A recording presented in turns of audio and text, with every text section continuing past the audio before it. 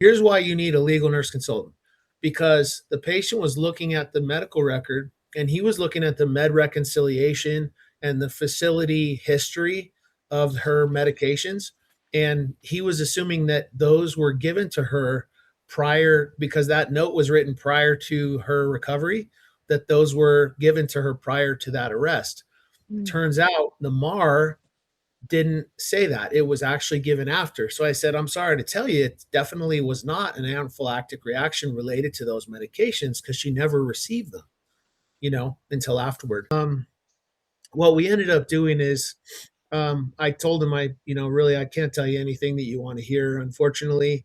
But I did go through all 26 items with him and we grouped them into about 5 items. And I said, okay, here's what you have. And I did say, if they didn't communicate to you, for instance, and you left and it caused some sort of an issue with your mom, like maybe you couldn't have, because his point was, I'm the surrogate, so I was supposed to be able to make those decisions and intervene. And I said, okay, so, and there were several communication issues. I said, let's put these all under one item, and what I need you to kind of go find it for me, or not for me. I said, I probably can't help you.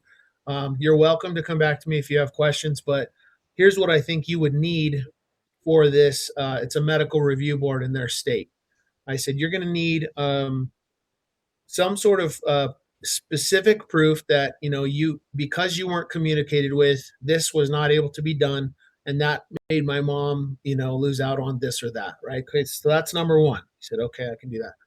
The next one, okay, if you're saying that you think a medication was given prior to this point, I need you to go through the record and find specifically where that medication is, that where you think that is, and put that in the packet. Okay, I can do that. So I ended up just sort of giving him a to-do list of items. And frankly, I don't think he'll be able to complete any of them.